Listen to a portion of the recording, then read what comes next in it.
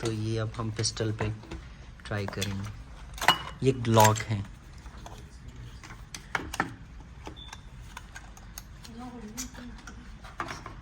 Glock 19 है, cooker है।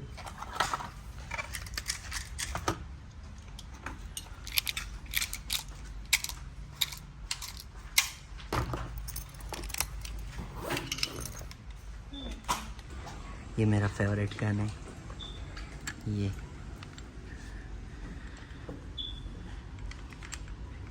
अभी इसमें कितने राउंड्स हैं? 5 राउंड्स। और कितना मीटर का वो है? 100 मीटर, 25 मीटर्स है। ठीक है।